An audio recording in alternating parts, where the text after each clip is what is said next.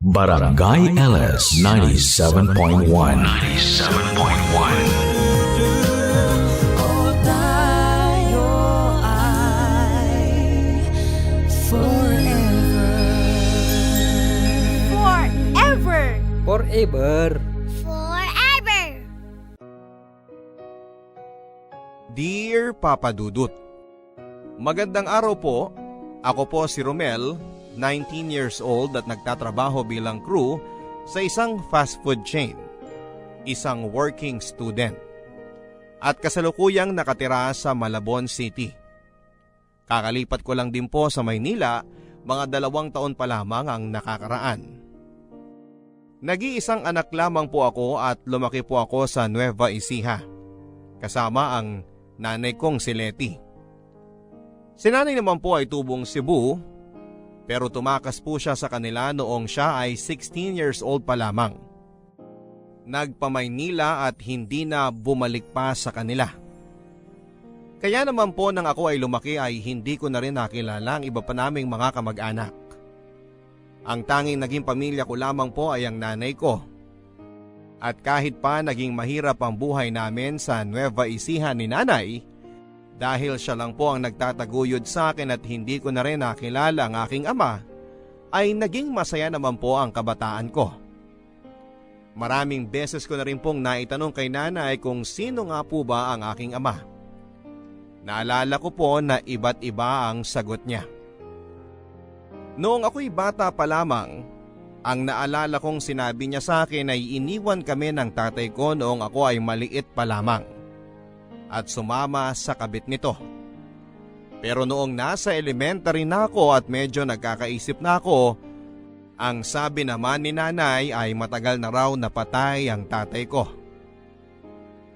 Nang tanungin ko naman po siya noon kung alin ba sa dalawa ang totoo, ang palagi niyang sinasabi ay mali raw ang alaala ko. Patay na raw ang tatay ko at ni minsan ay hindi niya sinabi sa akin na ipinagpalit kami ng tatay ko sa iba. Pero kahit na ano pa man ang katotohanan, ang maliwanag sa akin ay may inililihim si nanay. At ramdam ko rin na masakit sa kanyang alalahanin kung ano man ang katotohanan na nangyari sa kanila ng tatay ko. Sa buong pagkabata ko ay hindi ako nakakita ng picture ni tatay o nalaman man lang ang kanyang pangalan. Pero dahil mabait at mabuting tao naman si nanay at naging maayos naman ang pagpapalaki niya sa akin ay hindi ko na rin naman naramdaman ang pagnanasa pa na alamin kung sino ang aking ama. Para sa akin, sapat na si nanay.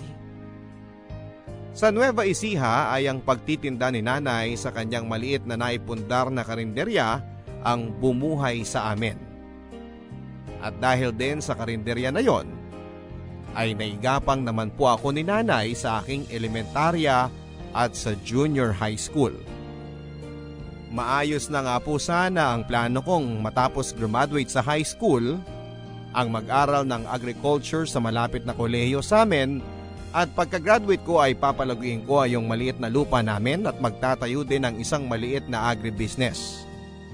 Pero ang lahat ng magagandang plano kong yon para sa akin at para kay nanay ay napunta lamang sa wala nang ma-diagnose si nanay ng kidney failure. Bukod kasi sa takot ni nanay sa doktor, ay takot din siya sa mga posibleng makitang sakit sa kanya. At kakailanganin niyang gumastos ng malaki para sa pagpapagamot. Ang sabi rin niya palagi ay mas gugustuhin daw niya na isang araw ay gulatin na lang siya ng tadhana. At mamatay na lang siya bigla para hindi na siya maghirap at para hindi ko na alalahanin pa ang pag-aalaga at pagpapagamot sa kanya sa ospital. At gano'n na nga po ang nangyari, Papa Dudut. Sa katunayan, kung hindi ko pa siya mismo naabutan na nagdidiliryo dahil sa sakit ng kanyang tiyan, at kung hindi ko siya tinakbo sa ospital ay hindi siya makakatapak sa ospital. At sa kasamaang palad na nga po, ay malala na ang kanyang sakit nang nakita ito ng mga doktor. Nang malaman ko po ang sitwasyon ni nanay ay nagmakaawa ako sa doktor na kung ano ang pwede pa naming magawa para maisalba ang buhay niya. Willing na nga po sana ako na i-donate ang isa ko pang kidney kay nanay pero minor de edad pa ako at hindi pumayag si nanay.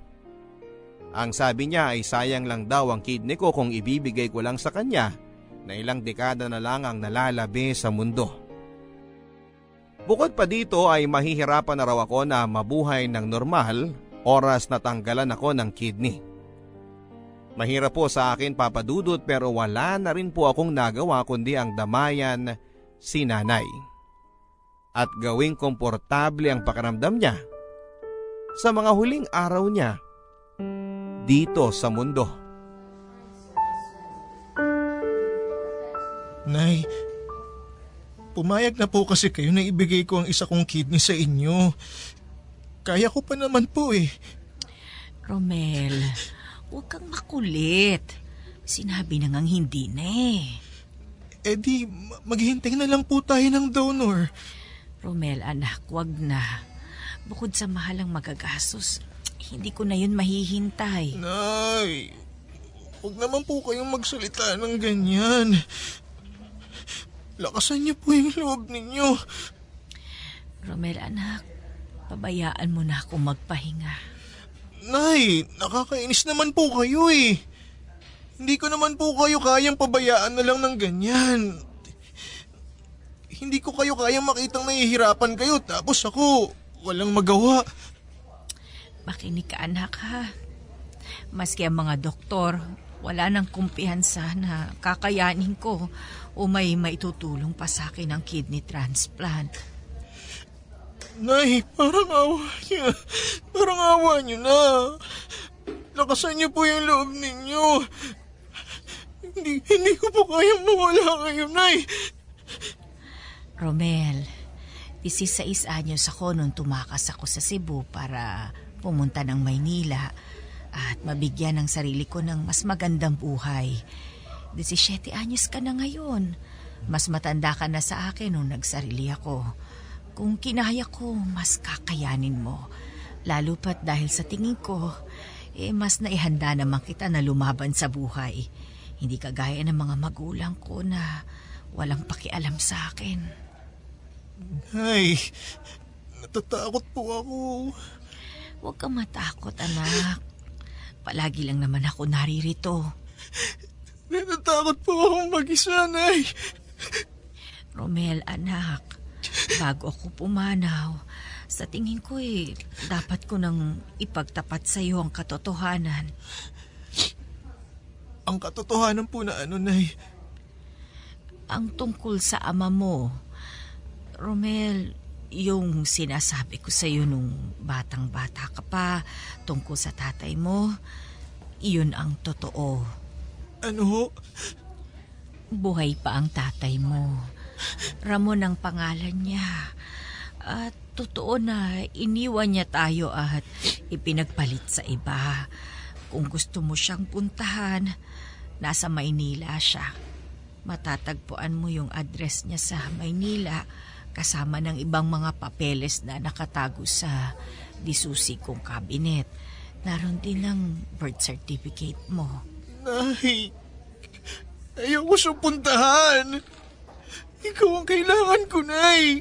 Nay, lukusan mo ang loob mo, Nay. Romel, anak, hindi na ako magtatagal sa mundo. At sigurado akong mauubos ang lahat ng naipundar ko sa pagbabayad lang dito sa ospital. Siguro nga'y mas makakabuti kung puntahan mo ang tatay mo. Singilin mo siya sa utang niya sa'yo. Sa atin. Hayaan mo na suportahan niya ang iyong pagtatapos at pag-aaral sa kolehiyo. Pero ito ang tandaan mo, ha? Huwag kang pupunta sa kanya ng mahina ang loob. Kilala ko ang ugali niya, pati na ang babae at pamilyang pinili niya. At sigurado ako na ano't ano pa man ang mangyari, sila't sila pa rin ang pipiliin niya. Nay, parang awa niya na. Huwag kayo magsalita ng ganyan. Huwag niyo akong habilinan. Huwag niyo akong iwan. Anak, Itinago ko sa iyong tungkol sa iyong ama sa loob ng napakahabang panahon dahil galit ako sa kanya. At isinumpa ko sa sarili ko na habang kaya ko, hindi ako lalapit at hihingi ng tulong sa kanya. Itataguyod kita ng mag-isa. Pero dahil mawawala na ako, siya na lang ang natatanging paraan para makamit mo ang mga pangarap mo. Nay! Please, parang awa niyo na. Huwag kayo magsalita ng ganyan. Gagaling pa kayo, Nay. Lakasan niyo lang ang loob ninyo. Ayos na ako, Romel. Papagpahingahin mo na ako, ha? Anak, naging mahirap man at mapait ang tadhana sa akin. Sulit naman ang maikling panahon na nanalagi ako sa mundo dahil naging anak kita at nakasama kita sa huling mga taon ng buhay ko.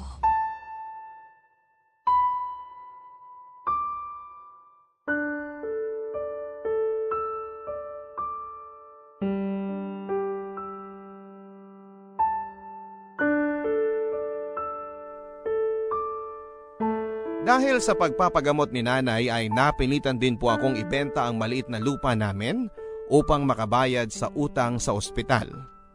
At dahil si nanay lang naman po ang nagluluto at nagpapatakbo ng karinderya, ay nabaliwala din ito.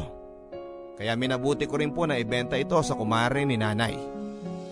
At dahil naibenta ko na rin po ang bahay at ang mga gamit namin at wala na akong materhan sa Nueva Ecija, ang pera na napagbentahan ko ng maliit na karinderya namin ay minabuti ko pong gamitin na lamang para sa aking paglipat sa Maynila. Nang tumulak po ako sa Maynila, Papa Dudod, ay wala akong kabalak-balak na puntahan ng ama ko. Nangupahan po ako sa isang dormitoryo at namasukan sa isang restaurant. Ang balak ko po ay ipagpatuloy ko ang senior high school sa Maynila habang nagtatrabaho sa gabi.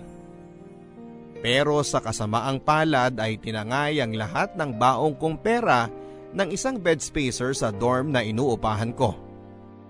Halos mabaliw na ako noon, Papa Dudut. Pero nilaksan ko ang loob ko. Ang palagi ko lang iniisip ay kung kinaya ni nanay na magpamaynila siya ng mag-isa, na walang kakilala at 1,000 lamang ang dalang pera niya, ay kakayanin ko rin ang Maynila. Pero nang tumagal-tagal ay hindi ko na rin po kinaya ang hirap at gastusin. At dito na nga po ako nag-decide na puntahan at magpakilala na sa aking ama. Pero bago ko po yun ginawa ay pinuntahan ko muna ang address ni nanay at nagmasid-masid ako. At dito ko na nga po natuklasan na may kaya pala ang ama ko. Pero sa kasalukuyan ay meron na siyang asawa at 2 teenager na anak.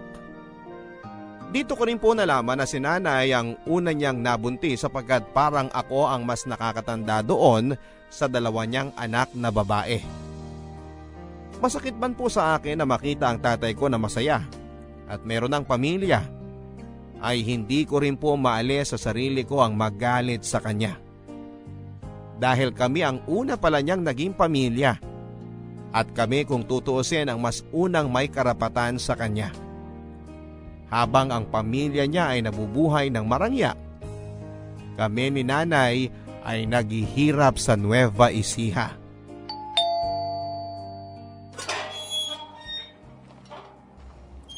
Ano yon? Magandang umaga po. Nandyan po ba si Sir Ramon?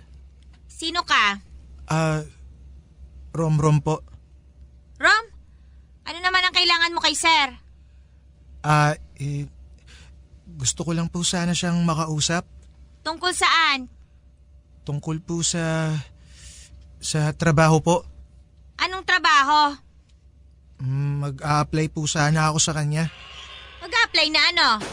Yaya, pakilinis nga. Nagpupuli si Hachiko. Hi, sino ka? Ako si Rom. Gusto ko lang makausap si Sir Ramon. Ganun ba? Daddy, may naghahanap sa'yo! Yes, Leslie.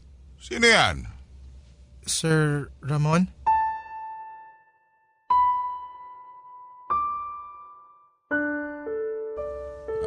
Leslie, sige na. Doon ka na muna sa kwarto mo. May pag-uusapan lang kami.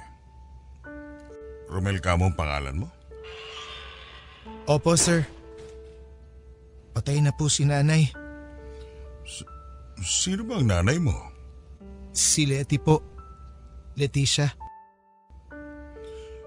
Doon tayo sa labas.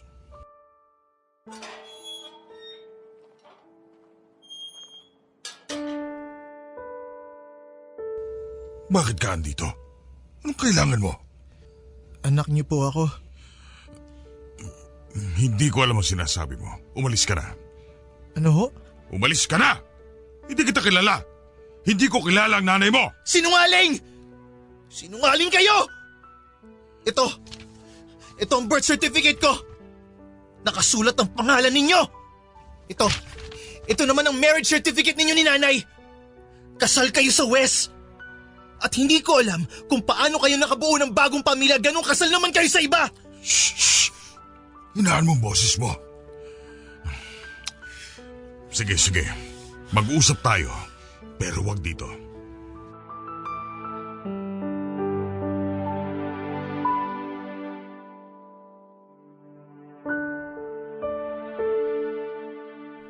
Nag-usap kami ni tatay ng pribado sa isang coffee shop ng hapon na yon, Papa Dudut.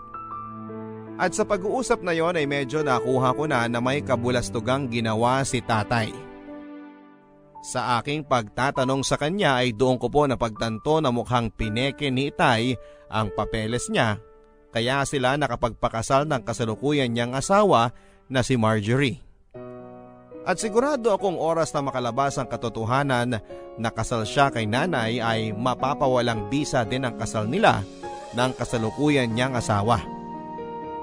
Sa halip na magkaroon ako ng lukso ng dugo at amor sa aking ama, ay kabaliktaran pa ang naramdaman ko sa una naming pagkikita, Papa Dudut. Napuno lamang po ako ng awa para sa akin at para sa aking ina. Doon ko po naunawaan ang sinabi ni nanay noong bago siya mamatay na alam niyang ano't ano pa man ang mangyari ay pipiliin ng tatay ko ang iba niyang pamilya. At ang masaklap noon ay hindi dahil sa mas mahal niya ang kasalukuyan niyang pamilya, kundi dahil makasarili siya at duwag siya. Duwag siya na harapin ang kanyang mga problema, kagaya ng pagkaduwag niya na panindigan kami ni nanay. At nalungkot din po ako para sa sarili ko, Papa Dudut. Kahit na alam kong marami akong nakuha at minana kay nanay sa itsura, sa ugali at mga prinsipyo sa buhay, ay alam kong anak pa rin ako ng aking ama. Nananalaytay pa rin sa akin ang dugo niya. At pakiramdam ko, ang naman ako sa kanya ay ang pagiging mahina ang loob at duwag. At kung hindi nga lang po siguro ako napalaki ng maayos, ng mabuti ni nanay, ay maaari sigurong mas naging matatakotin pa ako at mahina ang loob. Sa pag-uusap din po namin yon ni tatay, doon ko nalaman ang tunay na nangyari sa kanila ni nanay. Nang nagpamaynila pala si nanay ay namasukan po siya bilang isang kasambahay at isa na nga po sa mga napasukan niya at naging amo ay ang mga magulang ni tatay. 21 years old lamang si nanay nang namasukan siyang kasambahay sa bahay ni tatay. At 24 naman si tatay noong una silang nagkakilala. Nag-iisang anak lang din po si tatay, Papa Dudut, kaya naman ang taas ng expectation sa kanya ng mga magulang niya. Pero dahil hindi naman siya ganon katalino at kadalasang bagsak-bagsakan sa eskwela, at sa edad na 24 ay hindi pa rin siya nakagraduate sa college. At dahil lalaki po siya at walang masabihan ng mga problema sa mga kaibigan niya, ang naging di sinasadyang tagapakinig niya ay si nanay. Dahil po sa mga pag-uusap nila at sa paglabas-labas ng mga problema sa buhay ni tatay kay nanay, ay naging magkaibigan sila. Pero dahil nga po katulong lamang si nanay sa kanila, ay itinago nila ang kanilang relasyon. At nang nabuntis na nga po ni tatay si nanay, ay nagpasya po sila na magtanan bago pa man maging kapansin-pansin ang pagbubuntis ni nanay sa mga magulang ni tatay. At nang nagtanan sila, ay agad din silang nagpakasal sa West. Pero wala pang ilang buwan matapos akong iluwal ni nanay ay nagtalo na po sila ni tatay sa hirap ng buhay. Parehong doktor ang mga magulang ni tatay kaya alam kong ni minsan ay hindi siya nakaranas ng magutom at mahirapan. Kaya rin siguro wala pang kalahating taon nang magtanan sila ni nanay ay bumalik si tatay sa mga magulang niya. Humingi ng tawad at kinalimutan ng may iniwan siyang asawa at anak. At dahil ma-pride at hustong nasaktan po si nanay dahil sa ginawa ni tatay, ay pinilit na rin po niyang burahin ang alaala nito sa kanya at sa aking isipan. At tama lang naman po siguro yung ginawa ni nanay. Dahil pagkabalik ni tatay sa Maynila, ay nagkaroon na kaagad ito ng girlfriend, si Marjorie. Nabuntis pa niya kaagad at eto na nga si Leslie, ang aking half-sister. Marjorie, girls, meron ako ipapakilala sa inyo. Hey! Ikaw si Ram, di ba? Andito ka lang nung isang araw Romel. Oh, sorry. My bad. Romel pala? Si Romel pala, scholar ko siya. Romel, si Marjorie asawa ko. Si Leslie panganay ko at si Tricia yung bunso. Taga Nueva Ecija si Romel. Scholar ko siya. Dito niya na tatapusin ang high school at college niya sa Manila. Oh! I did not know that you had a scholar. Hindi ko lang sinasabi sa inyo pero may mga scholar ako. Marami akong charity work. Hindi ko lang sinasabi sa inyo. Kasi di ba parang pangit din naman na ipinapangalandakan ko yung mga tinutulungan ko, hindi ba? Wow, talaga, Han? That's nice. Actually, tama naman yan kasi ang dami na rin nating blessings. It's nice to give back. So bali pinapakilala ko siya sa inyo kasi dito ko na muna siya sa atin patitirahin. Since habang lumalaki itong sina Leslie, nagkakaagawan na tayo ng driver. Naisip ko na kapag may mga lakad sina Leslie at si Manong ang nagmamaneho, si Rom na munang re-relyebo. I see. Romel, okay naman ba sa mga magulang mo na nagtatrabaho ka tapos nandito ka sa Maynila? Mga magulang ho? Wala na po akong mga magulang. Oh my! Anong ibig mong sabihin? Kamamatay lang po ni nanay. Mga ilang buwan pa lang po ang nakakalipas. I'm sorry to hear that. And your father? Wala po siya. Hindi ko na po siya nakilala. Oh, ay. Ang dami talaga mga irresponsableng lalaki sa mundo. Now I understand, Han, kung bakit gusto mo nga siyang kupkupin. Kawawa naman ang bata, ulila na pala. Thank you. So Romel, sige. Dali mo na muna yung mga gamit mo sa driver's quarters. Pasensya ka na ha, kung magsishare kayo ni Manong doon. Pero minsan naman hindi siya nag-i-stay in so may privacy ka pa rin kahit papano.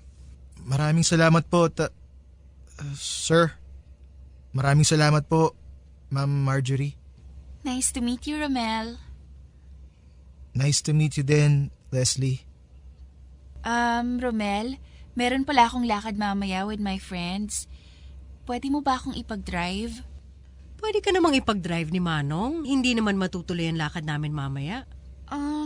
Si Romel na lang. I mean, Manong so old kasi Minsan ginagabi kami sa labas ng friends ko, tapos inaantok na si Manong habang nagde-drive. It's so scary. Okay lang ba sa'yo, Romel? Okay lang po, sir. Sa totoo lang, Papa Dudut, ay naging palaisipan din po sa akin kung bakit pinili ni tatay na patirahin ako sa bahay niya kesa sa ikuha ko ng dormitoryo at ilihim ako sa kanyang pamilya. Naisip ko na baka po nanghihinayang siya sa dagdag na gasto sa pangungupahan sa titirhan ko. Naisip ko rin po na baka naman paraan niya yon para palagi niyang nakikita ang mga kilos ko.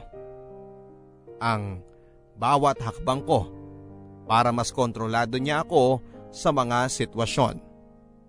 Pero hindi ko rin maikakaila na sumagi sa isipan ko na baka naman pinatira niya ako sa bahay niya dahil nangungulila siya sa akin bilang isang ama.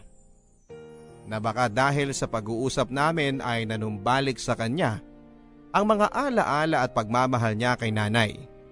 Nabukal sa loob niya ang tulungan ako at makabawi sa mga pagkukulang niya sa amin ni nanay.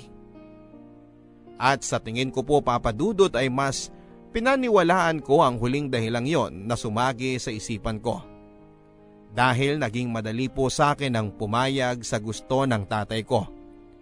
Na kahit pinagpapanggap niya akong scholar lamang niya at balak niya pa akong gawing driver ng mga anak niya, mga half-sisters ko. At deep inside ay mahal niya ako. Pinaniwala ko ang sarili ko na yon lamang kasi ang tanging alam na paraan ni tatay para maipakita niya sa akin na mahalaga pa rin ako sa kanya. Sa kabila ng kanyang masalimuot na sitwasyon at sirkumstansya. Noong simulang mga linggo ay maayos naman ang naging karanasan ko sa bahay ni tatay. Naging maayos at magalang ang pakikitungo sa akin ng asawa niyang si Marjorie at ng mga half-sisters ko sa akin. Pero habang tumatagal ay mas nagiging komportable na sila sa akin. Ay unti-unti na rin nilang pinapakita ang tunay nilang mga anyo. Si Ma'am Marjorie ay napaka matapobre. Ang mga kapatid ko ay napakamaldita at maarte. At maski ang yaya nila at driver ay sinusungitan ako. Habang tumatagal ay mas pababa ng pababa ang pakikitungo nilang lahat sa akin. Habang tumatagal ay mas nararamdaman ko na nga na driver lamang ako at tagalabas ako. At maski sa sarili kong ama ay unti-unti ko na rin nararamdaman yon na mas nagiging driver niya ako kesa sa sarili niyang anak.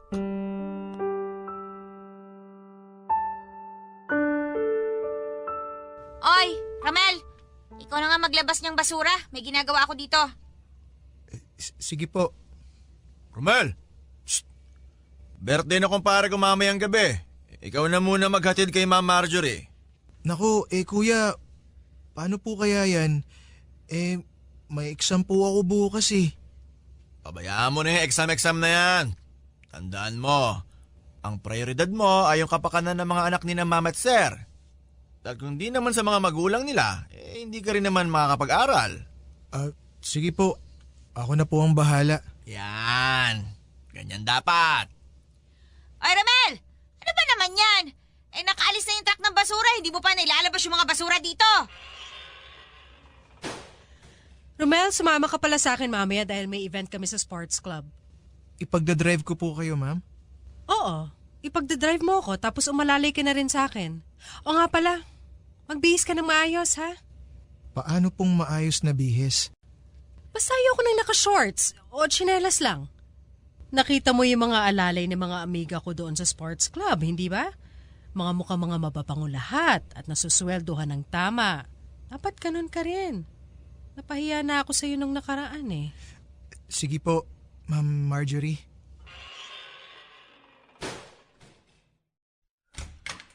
Yaya! Ay na naman mag-flush ng toilet! Umapaw na naman! Hoy, Ramel! Ikaw na nga umasikaso ng bradong kubeta! Sinubukan ko na po yung ayusin. Tubero na po ang dapat na tumingin doon. Wala nga tubero eh! So anong gagawin natin? Sino maglilinis doon? Ako pa rin ba ang sasalok ng mga dumi doon? Kita mo nga naghahanda ako ng pagkain at tanghalian natin. Ikaw na maghanap ng paraan para malinis yon dahil ikaw naman ang walang ginagawa.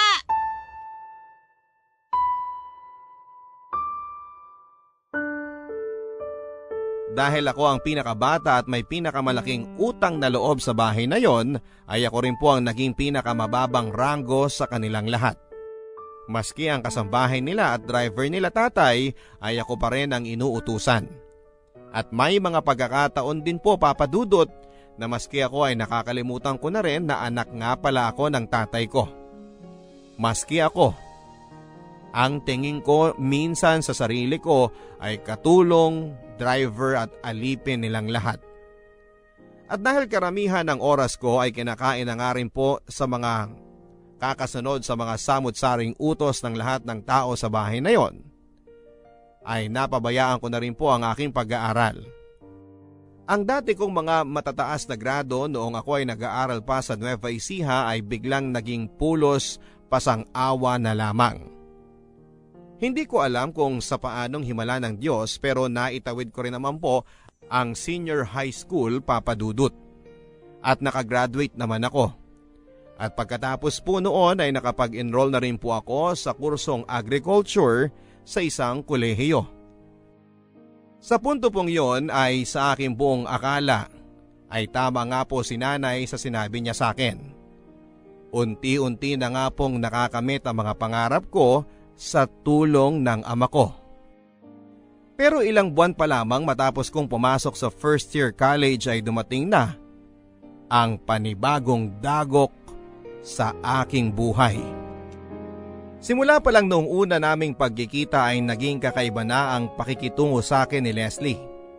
At sa 2 taong pamamalagi namin sa iisang bahay ay lumakas nga ang pakiramdam ko na crush niya ako. Ilang na ilang po ako, Papa Dudut, dahil alam ko na magkapatid kami sa ama. At alam ko rin naman na kung ano man yung nararamdaman niya sa akin ay bunga lamang ng lukso ng dugo. Sa katunayan po niyan ay kung may bagay man siguro na pinakasumubok sa akin ay ang pagbubunyag sa kasalukuyang pamilya ng tatay ko nang tungkol sa amin ni nanay. At yung pagka-crush sa akin ni Leslie na habang tumatagal ay parang palala po ng palala. Noong una ay akala ko ay lilipas din ang pagka-crush sa akin ni Leslie. Ang akala ko ay kapag mas marami pa siyang nakilalang lalaki habang siya ay tumatanda, ay lilipas na rin yung kung ano man yung nararamdaman niya sa akin. Pero habang tumatagal ay mas nagiging obvious si Leslie. At umabot na nga sa puntong halos lantaran na niyang sabihin sa akin na may gusto siya sa akin. Sa kabila naman po ng paglala ng kanyang mga ginagawa ay nananatili pa rin itong lihim sa ibang mga tao sa bahay. Kung may nakakapansin man po nito ay sa tingin ko ay si Trisha lamang dahil kaming 3 lang naman ang kadalasang nagkakasabay sa sasakyan kapag ako ay nagdadrive sa kanila sa eskwelahan at sa mga lakad nila. At si Ma'am Marjorie, tatay, manong at manang ay alam kong hindi rin naman po ito napapansin. Dahil kung wala naman silang ipag-uutos o kailangan sa akin ay halos invisible lang naman ako sa kanilang mga paningin. Gayon pa man ay naging kampante pa ako na kahit na anong mangyari ay hindi rin naman po lalampas sa linya si Leslie. Driver at katulong lang ang tingin nilang lahat sa akin. At sigurado po akong hindi naman gagawa pa ng kahit na anong bagay si Leslie bukod sa pagpapakyut sa akin. Dahil hindi rin naman niya gugustuhin na makipagrelasyon sa isang driver na mas mababang uri sa kanya. At ikakapahiya niya sa kanyang mga kaibigan at mga kakilala. Rom, dito na ako sa harap uupo ha. Nahihilo kasi talaga ako kapag sa likod ako umuupo eh. Okay lang? Sige. Sasakyan niyo naman to eh. Nakakatawa ka talaga. Nagpagupit ka pala, no? Mas bagay sa'yo yan. Mas lumalabas yung pagkakahawig mo kay Ken-chan. Ganon? Salamat. Oo, crush ko nga yun eh.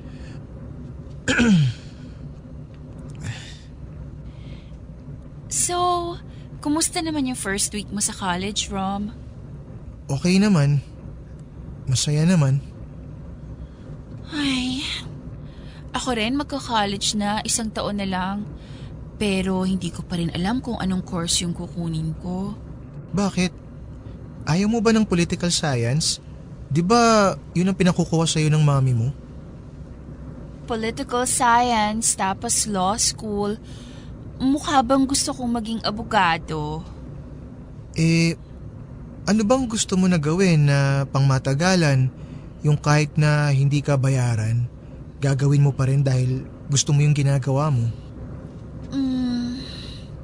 Hindi ko alam eh. Parang gusto ko lang maging housewife. Ang bata mo pa para maging housewife? 18 na ako, no? Si Juliet nga 13 years old lang nung itinana ni Romeo. Tingnan mo naman kung anong nangyari sa kanilang dalawa. Alam mo, dapat maging comedian ka eh. Siguro ang saya-saya niyo palagi ng girlfriend mo. May girlfriend ka na ba, Rom? Wala pa. May nililigawan ka na? Wala pa rin. Ha? Bakit naman? Crush, siguro naman meron. Oo. Siyempre. Sinong crush mo? Si Julian San Jose. Hindi artista, yung normal na tao. May kaklase ako na cute. Ayun. Anong itsura niya? Ayun nga, hawig niya si Julian San Jose. Paikot-ikot lang eh. Alam mo, ang sabi nila, hawig ko rin daw si Julian. Huh? Ang layo ah. Puisit ka?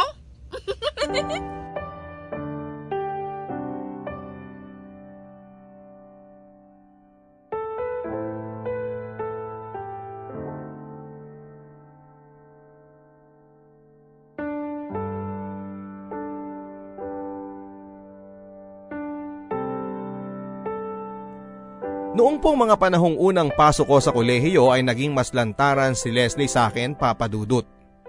Madalas na kapag wala si Trisha ay doon na po siya umuupo sa harapan ng kotse. Katabi ko sa driver's seat. At noong tumatagal pa ay maski kay Trisha ay hindi na rin siya nag-iingat.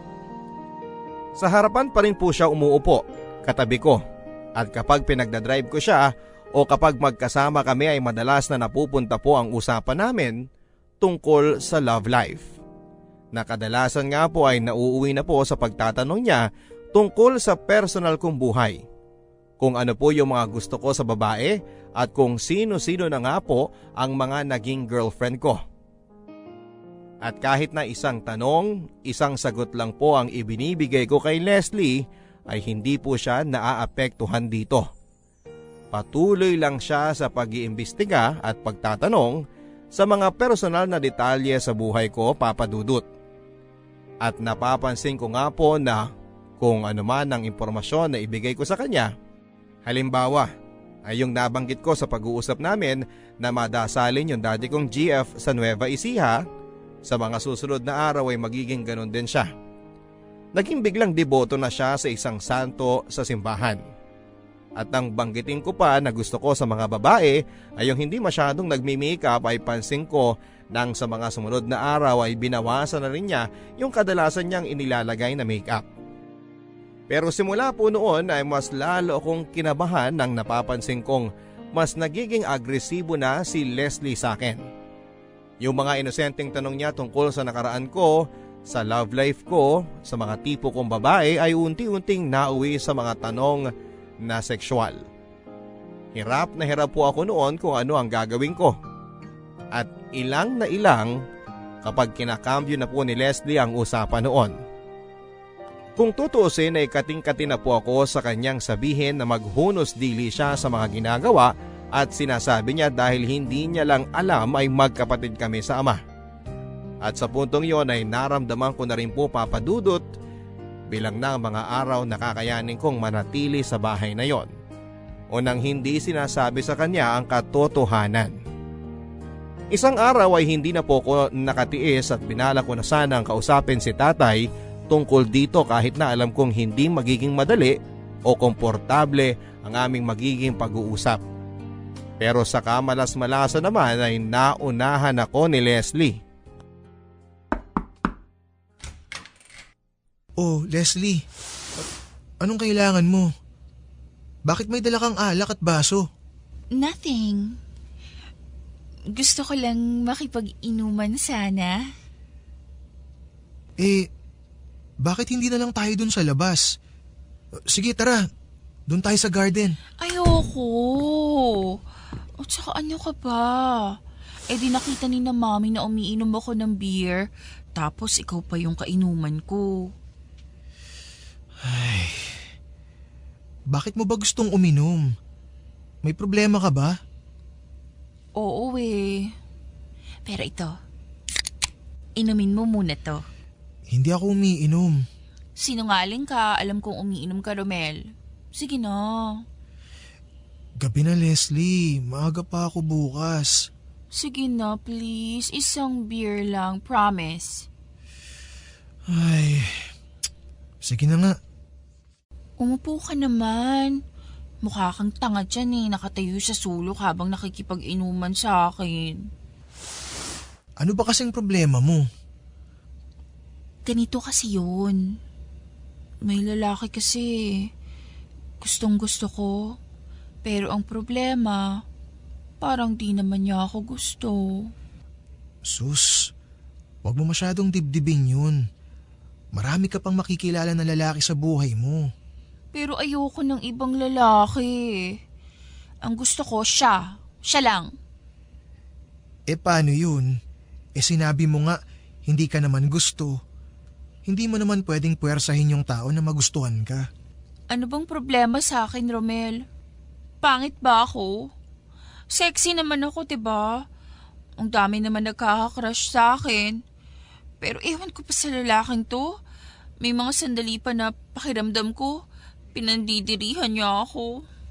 Baka hindi ka lang talaga niya gusto, Leslie. Hayaan mo na. Bata ka pa naman. Marami ka pang makikilala. Pero ayoko nga sa iba, Romel. Hindi ba malinaw yun? Bata ka pa. Kung ano man ang nararamdaman mo para sa lalaki na yun, sigurado akong magbabago pa yun. Bakit ka ba ganito sa akin, Romel? Huh? Anong ibig mong sabihin? Romel, minsan hindi ko alam kung tanga ka o nagtatanga-tangahan Hindi ko maintindihan ang sinasabi mo. Hindi ba malinaw, Romel? Ikaw. Ikaw ang gusto ko. Ikaw lang. Leslie, lasing ka na. Bumalik ka na sa kwarto mo. Hindi. Hindi ako aalis dito hanggat hindi mo sa akin sinasabi kung bakit hindi mo ako gusto. Ano ka ba, Leslie? Anong gusto mong marinig sa akin? Pasensya ka na pero wala akong gusto sa'yo. Sige na, umalis ka na. Bumalik ka na sa kwarto mo. Hindi ako aalis dito hanggat hindi mo ako nagugustuhan. Ano ka ba naman, Leslie? Nasisiraan ka na ba ng bait? Leslie, wag! Umalis ka na! Umalis ka na, Leslie! Huwag mo akong ipagtulakan! Tandaan mo, Romel, pagsisisihan mo tong ginawa mo!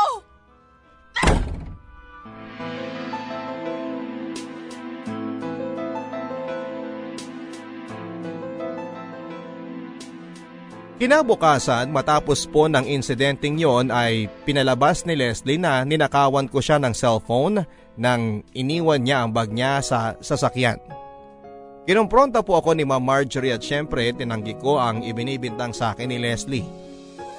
Pero dahil na rin po sa pagtanggi kong yon ay mas nagalit sa akin si Ma'am Marjorie dahil pinapalabas ko raw na sinungaling ang anak niya. Bakit naman daw sasabihin ng anak niya yon? Ano raw ang mapapala ni Leslie sa pag-frame up sa akin na nagnakaw ako? Ano naman daw ang mapapala ni Leslie sa akin? Gayong driver lamang ako at mahirap lamang ako. Maski sina Manong at Manang ay nagbitiw na rin ng masasakit na salita sa akin. Wala daw akong utang na loob. Matapos raw akong kupkupin ang mag-asawa at pag-aralin ay ganun pa raw ang igaganti ko sa kanila. Tanging si tatay lang po ang hindi agad naniwala sa ibinibintang ni Leslie. At matapos po akong kastiguhin ni Ma'am Marjorie ay kinausap ako ni tatay ng personal. Nahihirapan daw siyang paniwalaan na ninakaw ko ang cellphone ni Leslie. Ano daw ba ang tunay na nangyari? At nang sinabi ko po sa kanya ang ginawa ni Leslie noong nakaraang gabi ay hindi naging komportable ang pagtanggap dito ni tatay. Ang sabi po niya sa akin, Papa Dudut, mas makakabuti pa siguro kung aalis ako sa poder nila. Ayaw daw niya ng gulo at hindi daw niya maaaring pahintulutan na malaman ng asawa at ng mga anak niya ang tungkol sa amin ni nanay. Pero huwag daw ako mag-alala dahil kahit naman daw hindi ako titira sa kanila ay ipagpapatuloy pa rin niya ang pagsuporta sa akin hanggang sa makagraduate ako sa college. Naging masakit po sa akin ang desisyon ng tatay ko. Doon ko napagtanto na hindi ko lang pala inaamin sa sarili ko, pero sa 2 taon na ipinamalagi ko sa bahay ni na tatay at sa kabila po ng pagtrato sa akin ng pamilya niya bilang isang katukatulong, driver at all-around alalay nila, ay umaasa po ako na mababago pa ang ihip ng hangin. Umaasa ako na magkakaroon ng lakas ng loob si tatay na aminin sa kanyang pamilya na anak niya ako. At dahil doon ay magiging bukas na rin sila sa akin. At tatanggapin din nila ako.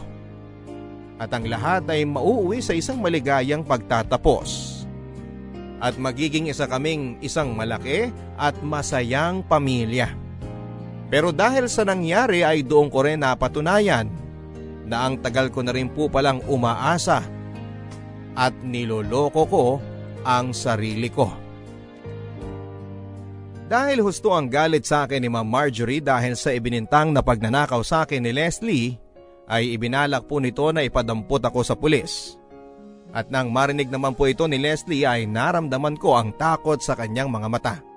Malinaw na hindi rin po niya inaasahan na hahantong sa ganoon ang pag-frame up niya sa akin. Pero kahit na ganoon na nga ang nangyari ay nanahimik lamang siya. Pinabayaan niya lamang ang mga nangyayari. Kinausap ni tatay si Ma'am Marjorie at kinumbinsin niya na hindi ito magsampa ng kaso laban sa akin. Minura-mura pa niya ako kunwari sa harapan nilang lahat. At sinabi sa kanila na palalayasin na lamang daw niya ako.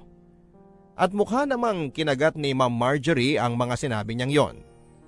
Dahil matapos ang palabas na ito ni tatay, ay kumalma na ang asawa niya at sinabihan ako na magpasalamat daw ako at mga mabubuti silang tao.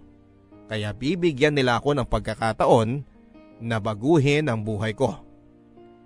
Pero sa totoo lang papadudod ay kahit na masakit po ang mga binitawang salita sa akin ni Ma'am Marjorie ay walang katumbas ito sa sakit na naramdaman ko nang marinig ko ang mga mura na lumabas sa bibig ng tatay ko. Lalo na't alam ko na gawa-gawa lamang niya yon para itago sa kasalukuyan niyang pamilya ang katotohanan. Doon ko po napagtanto kung gaano kaduwag ang ama ko at kung gaano kami kawalang halaga ni nanay sa kanya. At kahit na matagal ko na rin naman pong alam na mas matimbang sa tatay ko ang kasalukuyan niyang pamilya kaysa sa amin ni nanay, ang marinig po ang mga salitang yon na lumabas galing mismo sa kanyang bibig at ang sabihin ng harap-harapan ang mga iyon ng walang pakundangan sa mararamdaman ko. Pakiramdam ko ay sinaksak na rin po ako ng sarili kong ama. Habang ako'y nag-aal sa balutan ay bigla pong may kumatok sa pintuan ng aking kwarto. Ipinatawag ako ni Ma'am Marjorie. At nang pumunta po ako sa sala ng bahay ay andon silang lahat at parang nagbago ang ihip ng hangin. Ang unang nagsalita ay si tatay at humingi po siya ng tawad sa akin dahil na-misplace lang daw pala ni Leslie ang kanyang cellphone. At matapos po niyang magsalita ay nagsunura na ang iba pang miyembro ng pamilya.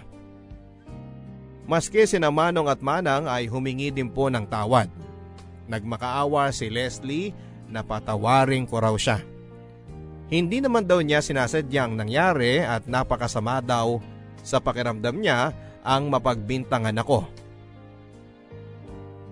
Nagmamakaawa din po siya na wag na akong umalis. Pero sa puntong yon ay nag-give up na po ako sa tatay ko. Ayaw ko na ring makasama pa ang pamilya niya at mas lalong hindi ko ipagsisiksikan ang sarili ko sa bahay nila. Nagpasalamat na lamang po ako sa kanilang lahat at sinabi na hindi ko na kailangan ng tulong nila. Bumalik na po ako sa kwarto para ipagpatuloy ang aking pag-iimpake. Pero wala pa pong 1 oras matapos ang pangyayaring yon, ay nakarinig ako ng katok sa aking kwarto. Ang akala ko po ay si tatay. Si Leslie pala.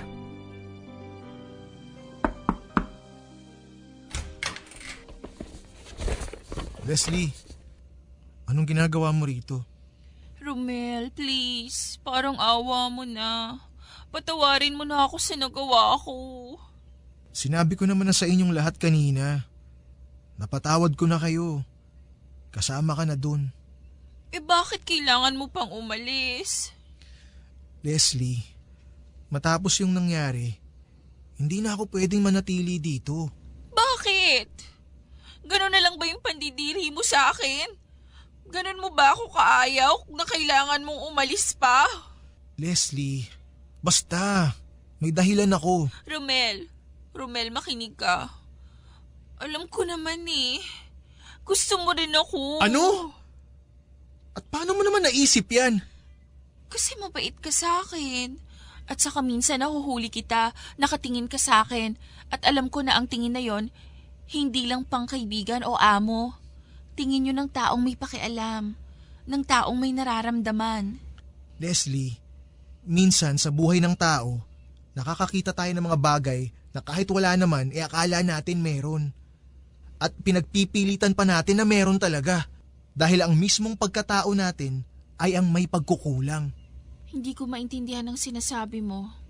Ang alam ko lang, sigurado ako sa nararamdaman ko. Leslie, parang awa mo na. Pabayaan mo na ako. Kakalimutan ko na lang yung ginawa mo. At lahat ng nangyari. Okay? Hindi ko kaya, Romel. Please, parang awa mo na. Huwag kang umalis. Hindi ko kaya na wala mo. Leslie, ano ba? Pakiusap naman. Romel, okay lang naman sa akin kahit driver ka lang. Kahit na mahirap ka lang at hindi tayo magkalibel. Ano? Leslie, anong bahagi ba ng hindi? Wala akong gusto sa'yo ang hindi mo maintindihan. Alam mo, kung tutusin dapat nga magpasalamat ka eh. Dahil kahit na driver ka lang at ganyan ka, nagustuhan kita. Na ikaw ang pinipili ko. Ang daming iba dyan, nagkakandara pa sa akin, pero ikaw na dugyot at probinsyanong nagustuhan ko. Ang kapal ng mukha mong basti din ako. Leslie, pakiusap naman oh. Kinikilabutan ako sa mga lumalabas sa bibig mo. Padaanin mo na nga ako. Hindi! Hindi ako aalis dito hanggat hindi mo ako hinahalikan. Ha? Doon natin malalaman kung wala ka talagang gusto sa akin. Sira na ba yung ulo mo? Tumabi ka na kasi! Hindi nga eh. Layon mo nga ako! Nakakadiri ka! Leslie, magkapatid tayo! Ano? Leslie, magkapatid tayo sa ama. Kuya mo ko. Anak ako ni Leticia. Ang dating katulong ng lolo at lola mo. Ano? Ano yung sinasabi mo? Nagsisinungaling ka. Sasabihin mo talaga kahit na ano para maipagtabuyan lang ako, no? Leslie, nagsasabi ako ng totoo. Magkapatid tayong dalawa. Kasal ang tatay mo sa nanay ko. Hindi yan totoo! Hindi yan totoo! Ito ang marriage certificate ng nanay ko at ng tatay natin. Hindi! Hindi ito totoo! Leslie, kahit punitin mo pa yan, marami akong kopya niyan. May kopya rin ng gobyerno. Hindi na mababago ang nakaraan. Leslie, yung nararamdaman mo sa akin, hindi yan romantic love. Lukso ng dugo yan.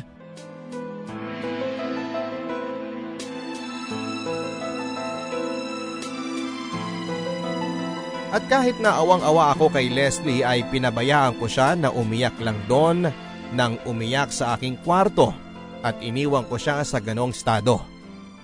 Umalis po ako nang hindi na nagpaalam pa sa iba. At wala na rin po akong balak pang kontakin ang kahit na sino sa kanila maski ang ama ko. Dahil alam kong sa pagsisiwalat ko ng katotohanan na yon, kay Leslie ay malamang napuputok yon at makakarating sa kanyang mga magulang. Lumipat po ako sa ibang syudad at doon na nga po ako napunta sa isang maliit na kwartong inuupahan ko sa Malabon. Mula sa mga baon-baon na ibinigay sa akin ni tatay sa loob ng 2 taon ay nakaipon din naman po ako ng sapat na pera na sa tansya ko ay pupwedeng makasuporta sa akin sa aking mga basic na pangangailangan sa loob ng 6 na buwan. At dahil alam kong sa susunod na semester ay malamang ay hindi ako susuportahan ng tatay ko, ay nag-apply na rin po kaagad ako ng trabaho sa isang fast food chain para makapagsimula ng mag-ipon. At doon ko na nga lang po napansin na ilang linggo na pala ang lumipas pero wala pa ako nababalitaan na konsekwensya ng ginawa kong pagbubunyag ng pagkatao ko kay Leslie. At nang ang mga linggo ay lumipas sa mga buwan ay naisip ko na maaaring 2 ang kinahinatnan ng pangyayaring yon. Na maaaring inilihim ni Leslie ang sinabi ko sa kanya o kung hindi man ay maaari din naman na kinumpronta niya ang aming ama at nagkagulo na ang buong pamilya. At minabuti na lamang ng tatay ko na hindi ako balikan sa pangyayari. Pero isang araw ay nagulat na lamang ako nang may biglang kumatok sa pintuan ng inuupahan kong kwarto. At doon ko po nalaman kung ano ang nangyari matapos akong umalis ng bahay ni na tatay. Hayop ka! Natuntunding kitang animal ka! Iwan niyo ako! Sinira mo buhay namin! Sinira mo buhay ko, hayop ka! Sir! Ano kaguluhan to? Tulungan niyo ako! Halika kayo rito! Itiwan niyo ako! Tama na! Tama na! Alam mo ba kung nasa si Leslie ngayon? Nasa psychiatric ward siya! Sinubukan niya magpakamatay! At hindi pa namin malalaman ang tunay na dahilan kung bakit siya nagtaka magpakamatay kung hindi kami kinausap ng psychiatrist niya! Bakit ba kasi hindi ka na lang nanahimik, Romel? Ano pumasok sa kapiranggot mong utak at sinabi mo sa kanya yun? Dahil gusto kong halain ang anak mo! Ng mismong kapatid ko! Pero may maayos na paraan ng pagsasabi ah! Bakit kailangan ganon? Ewan ko! Siguro dahil sa mga oras na yun, inuna ko naman yung sarili ko! Dahil doon ko na-realize na kahit ano pa ang mangyari, ang mismong ama ko, hindi ako unahing isipin! Hindi niya ako pipiliin! Ang sarili ko na lang ang pwedeng maging kakampi ko! Bakit? Ano pa ba gusto mo? Pinatuloy kita sa sarili kong bahay! Pinag-aral, binihisan! Kahit na maayos at tahimik na ang buhay ko, pinapasok pa rin kita doon! At tinanggap pa rin kita kahit na pwede naman kitang talikuran! Ang kapal din talaga ng pagmumukha mo, no? Sir Ramon, ipapaalala ko lang sa inyo na kami ng nanay ko ang una mong pamilya! Siya ang una mong minahal, pinakasalan, at pinasa! At ako ang una mong anak! Ako ang panganay mo! Tapos magsasalita mo ako ng ganyan ang kapal ng mukha mo! At huwag na huwag niyo sa akin isumbat na para bang utang na loob ko na tinanggap niyo ako sa pamamahay ninyo! Na dapat ipagpasalamat ko pa na itinrato niyo ako at ng pamilya niyo na driver imbes na kadugo! 17 taon niyo kami pinabayaan ni nanay! At yung pagpunta ko sa inyo, naniningil lang ako sa obligasyon niyo sa akin! Asal dugyot ka talaga! Alam mo ba kung anong ginawa mo sa aming mag-asawa? Wala akong pakialam! Hayop ka talaga! Dahil sa'yo, naipaghiwalay sa akin si Marjorie! Winasak mo ang pamilya ko! Wala akong mayaharap sa mga tao! Silang lahat, mga kamag-anak ko, mga kaibigan ko, mga kasama ko sa negosyo, alam nilang nagkaanak ako sa isang katulong! Hayop ka, Romel! Winasak mo ako! Sinira mo ang buhay ko! Tama lang yan sa'yo! Karma ang tawag dyan, tay! At least ngayon, quits na tayong dalawa! Dahil sa pagiging makasarili mo at mahiya mo! Matagal mo na winasak ang buhay namin ng nanay ko! Hayop ka! Papatayin kita! Sir! Tama na ho! Karding! Tumawag ka ng barangay!